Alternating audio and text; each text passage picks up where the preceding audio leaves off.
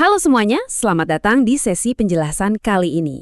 Hari ini kita bakal membongkar sebuah topik yang jujur aja benar-benar mengubah cara dunia bisnis beroperasi. Yap, kita bicara soal pemasaran kinerja atau performance marketing. Gini, pernah nggak sih Anda merasa takjub atau mungkin agak merinding ya waktu lihat perusahaan seolah tahu persis apa yang Anda mau, bahkan sebelum Anda sendiri sadar? Nah, rahasianya ada di sini. Kita bakal bahas tuntas gimana data mengubah sekedar tebak-tebakan menjadi semacam kekuatan super, dan pastinya kenapa kekuatan itu menuntut tanggung jawab yang nyata.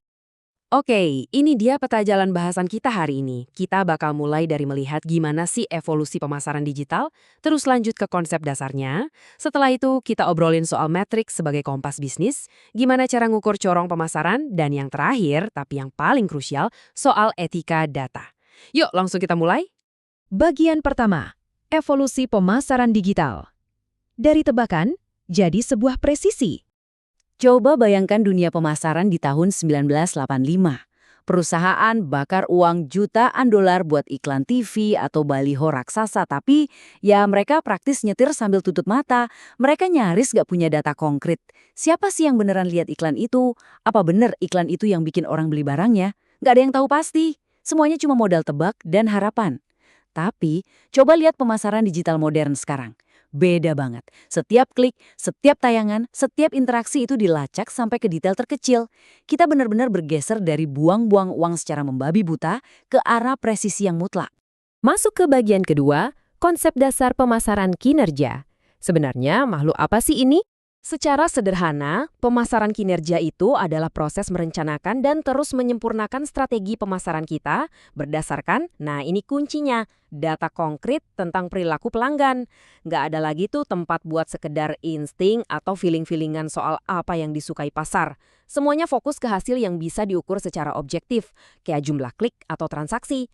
Jadi, kalau ada sebuah kampanye iklan yang performanya jelek, datanya bakal langsung ngasih tahu kita detik itu juga, dan kita bisa buru-buru puter balik buat ganti strategi. Sangat responsif. Ngomong-ngomong soal data, tahukah Anda satu fakta yang sangat mengejutkan ini? Rata-rata perjalanan seorang pelanggan itu ternyata melibatkan 6 titik sentuh yang berbeda sebelum akhirnya mereka beneran beli barang. Bayangin aja, mungkin awalnya mereka lihat iklan Anda di medsos, terus besoknya nyari nama brand Anda di Google, masuk ke website, keranjangnya dibiarkan nganggur, baru deh beneran beli setelah dapat email pengingat. Pemasaran kinerja ini ngasih kita kemampuan buat melacak ke 6 titik itu secara utuh.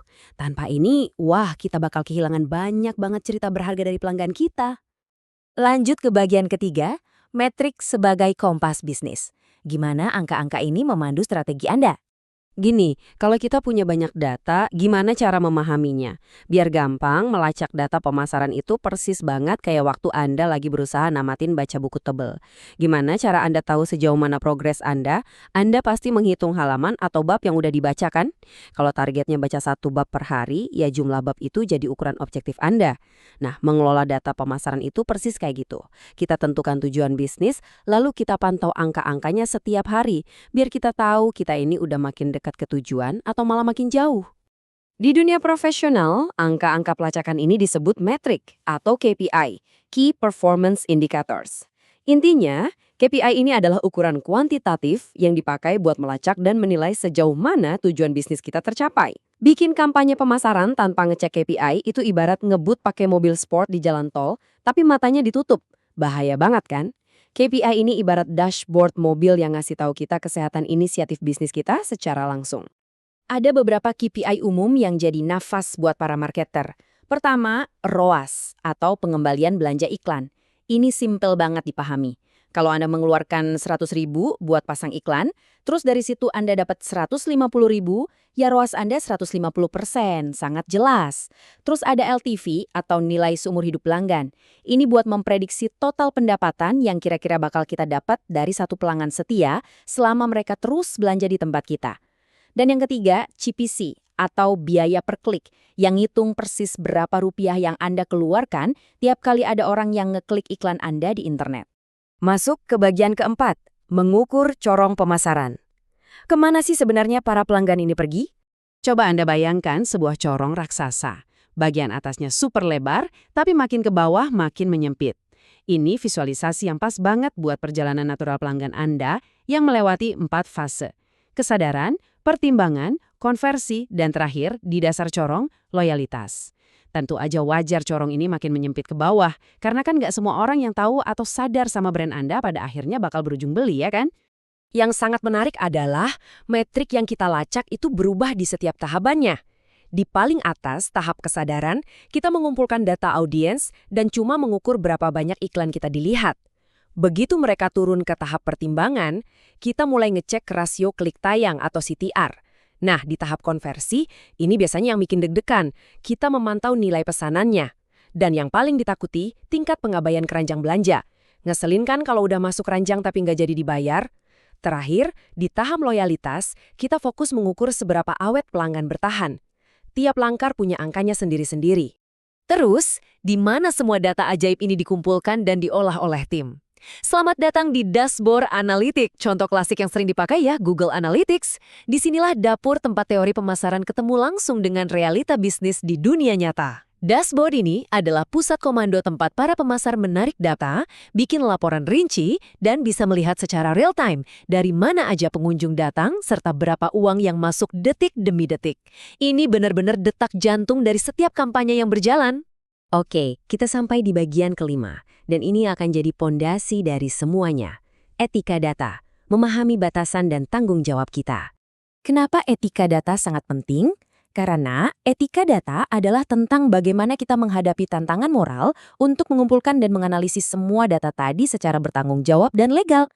Kita nggak bisa sekedar berbangga menyebut analitik sebagai kekuatan super, sambil lupa kalau setiap angka di layar itu mewakili privasi manusia sungguhan. Menjaga privasi pelanggan itu bukan cuma sekedar formalitas, tapi kewajiban mutlak buat ngebangun bisnis yang berkelanjutan. Lalu, aksi nyata apa yang bisa diambil bisnis buat melindungi pelanggan? Ada 3 cara krusial. Pertama, Anda harus patuh secara ketat pada hukum privasi di mana pelanggan Anda tinggal. Nggak bisa ditawar. Kedua, lakukan anonimisasi data. Pastikan Anda menyembunyikan identitas sensitif, kayak nama atau email asli. Jadi, kita tetap bisa pelajari polanya tanpa mengintip ranah pribadi mereka. Dan yang ketiga, kita harus secara aktif menghindari yang namanya bias data.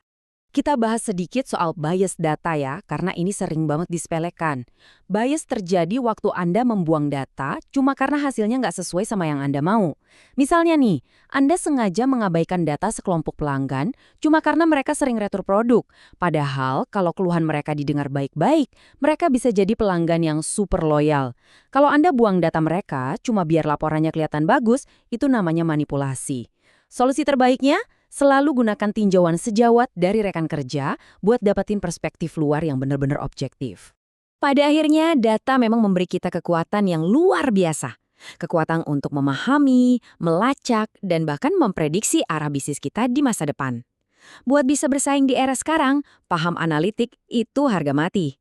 Tapi, di atas semua itu ada satu pertanyaan terbesar yang bakal jadi ujian bagi integritas bisnis Anda.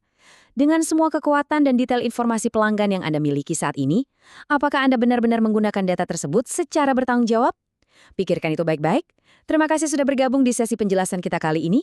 Teruslah bereksplorasi dan sampai jumpa di pembahasan seru berikutnya.